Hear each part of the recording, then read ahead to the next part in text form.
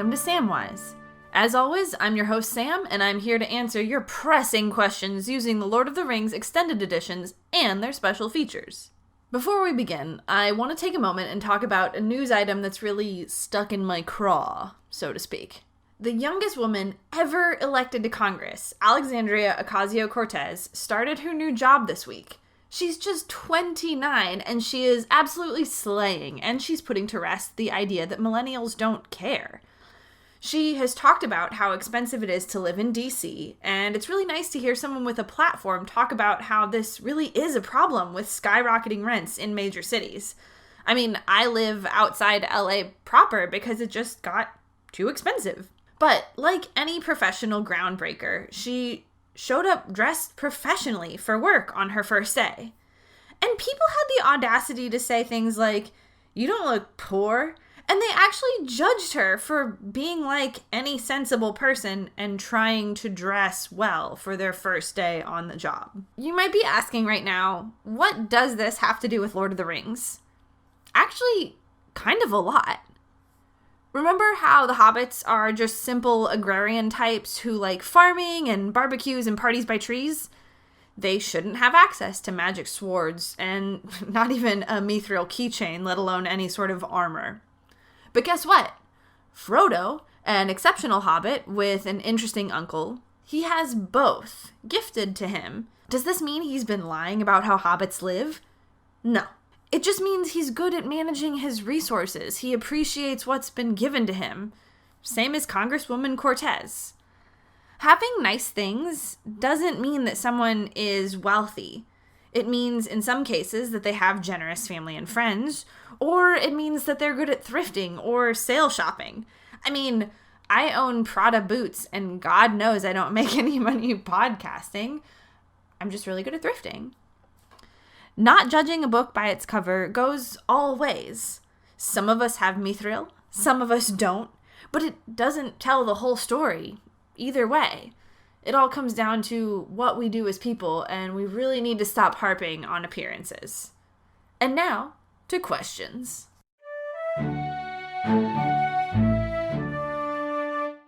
This next question comes from the Samwise email address, sam.wise.ath@gmail.com. It reads, "Hi Sam, with Thanksgiving upon us, we're all going to have to face family members of differing political persuasions. My sister in particular is very right-leaning. She's uninterested in the actual nuance and nitty-gritty of politics, but she loves the provocative theatrics and military celebration. She'll bring up politics just to get a rise out of people, but then go nuclear if you start to back her into a corner. How do you recommend handling someone like that? Happy Turkey Day, frustrated older brother." Well, frustrated older brother, Gollum loved the precious, and one of the reasons he fell so hard for it is because he was already the sort of person who liked to behave selfishly. Before he had even seen or touched the ring when he was still Smeagol, one of the river folk, he was ready to fight his cousin Beagle for it. Instead of simply stealing the ring from Frodo and fighting him or biting off his fingers straight away, Gollum instead chose to manipulate Sam, creating elaborate scenarios that not only got him closer to the ring, but allowed him to mastermind some drama. Your sister seems to have a bit of a Gollum streak based on what you've explained to me here. Actually, that's unfair. We'll say she's got a Smeagol streak. I don't know her. She's probably a very nice person otherwise. She wants to feel important, and she likes orchestrating drama as a means for feeling integral to the goings-on at the holidays. The best thing you can do is to distract her by focusing on things she likes. Frodo was able to calm Gollum by getting him to remember his old self, his Smeagol days, by distracting him from his favorite subject, the ring. It's kind of like Gandalf says, Gollum hates and loves the ring just as he hates and loves himself. It sounds to me like your sister, maybe she's dealing with some insecurity. I don't want to say she hates herself. Again, I don't know her. I'm only going on what you say, but it sounds like maybe she's a little bit insecure in her family environments at these holiday get-togethers. And so she kind of resorts back to maybe bad or dramatic behavior to kind of assert her place or feel like she belongs. And a lot of us kind of tend to do that. We kind of tend to resort to our more childlike, selfish selves when we're in our family. And that's okay. But I do think that your sister warrants a little bit of compassion and a little bit of pacification. redirect her by talking about other stuff she likes, and just acknowledge that she's probably never going to do the same in return. You might not be able to connect with her on the holidays, but you can definitely keep the peace. Good luck. Hey, just wanted to jump in before this next question. Had a little bit of trouble with the mic, so the sound quality's a little wonky. Please bear with it. I promise the rest of the show is fine. Thanks. Hey, Sam. I have a coworker who is a really lovely person to work with, but is an absolutely disgusting eater and drinker. He insists on bringing his food back to his desk and eating in our small office. He is also incredibly loud, chewing with his mouth open, lip smacking, grunting. It doesn't matter if it's soft food slurps or crunchy food that sounds like he's grinding gravel. It's relentless either way. He's also a fiendish LaCroix drinker, guzzling carbonated water and then belching, coughing, and grunting. It's gotten to the point that I turn my headphones up really loud and don't interact with him as often. And I coordinate to leave for my lunch when he gets back with food. How do I gently tell him that he sounds awful and makes me want to retch when he eats? Best, thinking of purchasing noise-canceling headphones. So it seems to me that you know the answers and you've been taking steps to kind of mitigate his grossness, and you're just wondering whether or not you should tell this guy. My honest and sincere answer is that I don't think there's a way to gently tell him. I think that it's going to be a little awkward no matter what. For instance, when Gimli started falling asleep to Sam's morning poem for Gandalf, Aragorn had to kind of whack him. He punched him. He wasn't like, hey, bro, shh, politely. It's going to suck a little bit. It's going to be a little annoying, a little distracting. You're going to be drawing attention to his rude behavior, and he's going to be a little bit embarrassed. And if you're okay with that, tell him. Give him a little punch, but it's not going to be gentle. Then there's the fight fire with fire version. Now hear me out. When Denethor was eating his dinner in the nastiest close-up tomato action way possible, Pippin started singing a song. At work, I'm not sure there's anything more annoying than when people sing to themselves. If you do get those noise-canceling headphones, then you won't be able to control your internal volume properly, and it'll be even more annoying. Then your coworker can be all, stop, and you can be all, you first, you cud-chewing monster. And then the need for politeness goes away, and you both get something out of the deal. Now, obviously, I'd advise you just stick with what you're doing and just either suck it up and tell him or ignore it, per Aragorn's advice. But, you know, Pippin and Denethor are totally great examples to look up to. Good luck.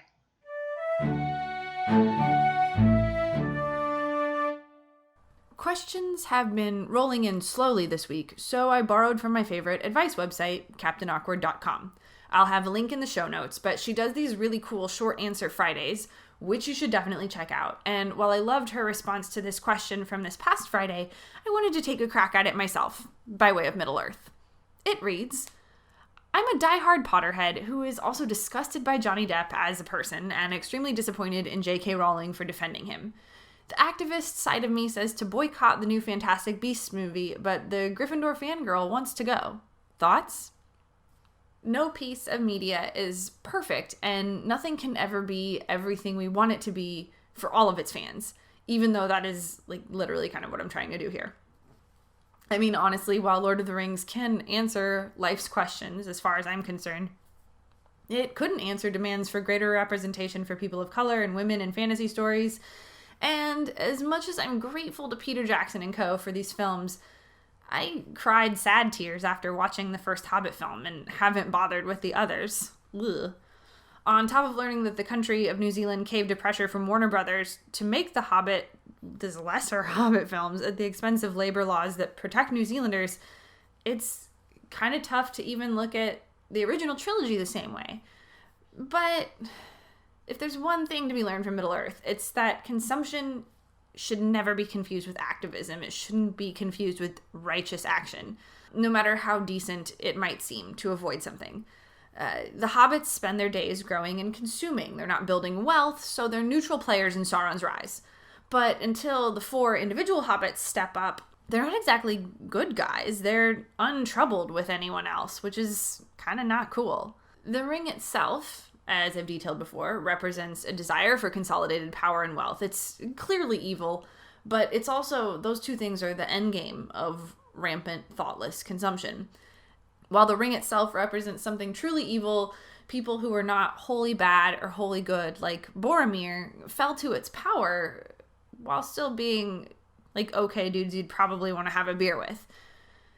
This is all to say that a lot of people go into making a movie, and a lot of decisions, like public-facing decisions like hiring a known abuser, seem pretty reprehensible, but not going to the movie, that's not a formal boycott, and it doesn't ultimately do much. It certainly doesn't do as much as actively trying to educate and better the men in your life. It doesn't do as much as donating and working with battered women's shelters. It doesn't do as much as any number of things that we can do to make life better for people who are victims of abuse.